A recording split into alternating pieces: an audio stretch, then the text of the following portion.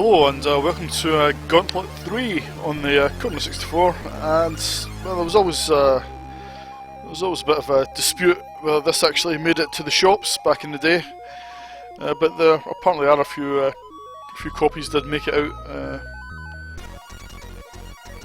but I never saw any myself, but well, that seems to be the opinion of most of the guys on the scene. So definitely an official game. But unfortunately it did come quite late in the day for 64, so maybe that's why it didn't get particularly wide distribution. And at the back there's some okay music by Tim Follin, but, or Tim and Jeff Follin, but not Tim Follin's best. But it's okay, suits the game quite well. Right. So you get to choose your character, and quite a nice little screen here. Quite like the music. I think we'll go Iceman. I'll go Wizard. We'll go Wizard just to, as I went Wizard in all the other Gauntlet games. Player 2 can go Iceman. Right, press space bar to start game. So it is quite a hefty multi-load, so I wouldn't imagine, if there was a cassette version, that I wouldn't imagine it'd be particularly thrilling to play. I think it might warp up some of the loading here. Insert disc 1 side 2, okay, space. There we go, and we're off.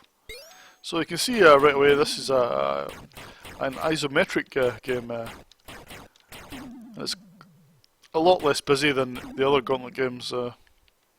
Only a few opponents on the screen at the same time.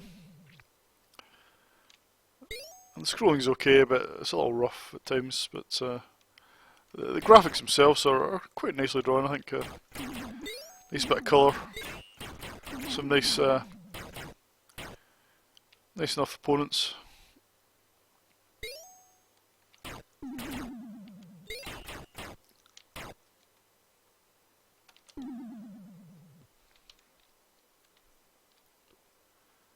Not really sure where I'm going here. Yeah, I don't really think it works that well, even though it looks great, the isometric approach, it doesn't play very well in terms of letting yourself up to shoot other things on the screen. It just doesn't. It's a bit hard to tell whether you're facing them or not. I think I might have used a continue there, but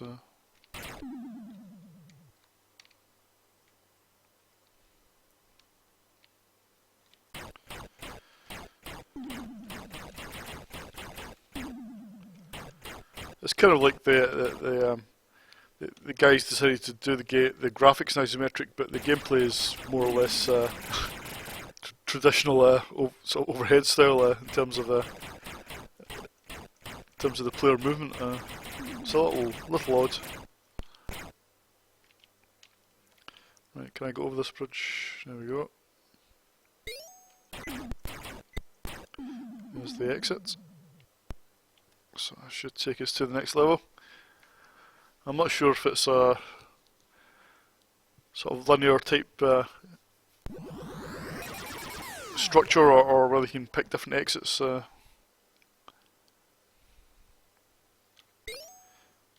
I thought there was an entrance to underground's layer at some point.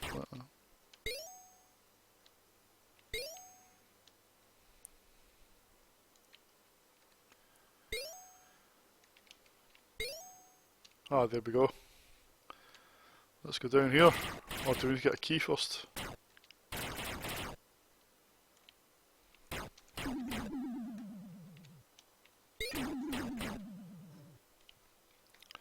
So it just doesn't have the sort of frantic feel that Gauntlet had. The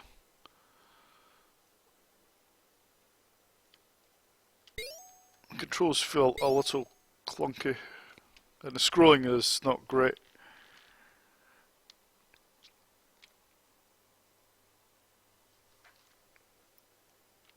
yeah, it's a bit reluctant to scroll sometimes.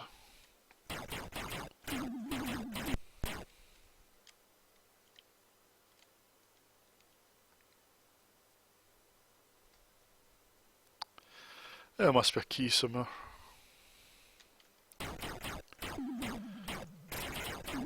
Yeah, because the gameplay is less frantic, it doesn't take long to get bored, to be honest. I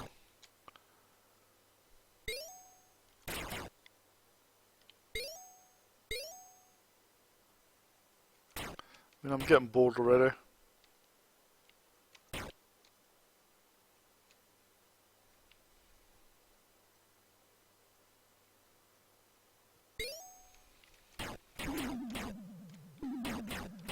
Yep, so that's Gauntlet 3 for you. I'm not going to show you much more because I don't think there is much more to show.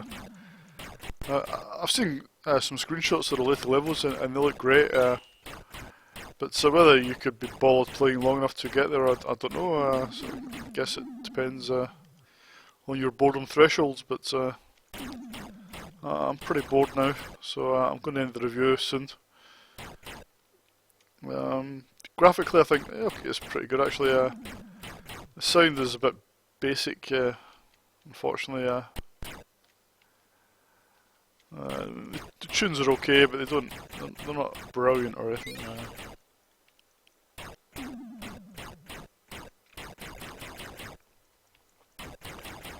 But the gameplay itself is just yeah, it's just not particularly great. Quite dull and imprecise. I think it feels very imprecise. The controls. Yeah. So yeah, we'll have a quick look at this level. But yeah, I think I'll give this. I'll give it 4 out of 10 because it's pretty much just below average, really. It's not a terrible game, but it's not anything particularly good.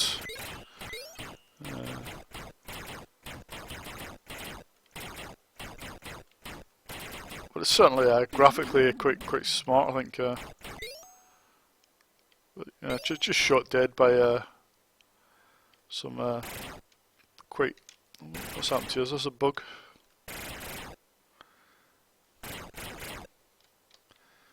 Oops. Just shot dead by some rather slow and sort of sloppy gameplay, really. Right, last Gauntlet 3 for you. Yeah, not great.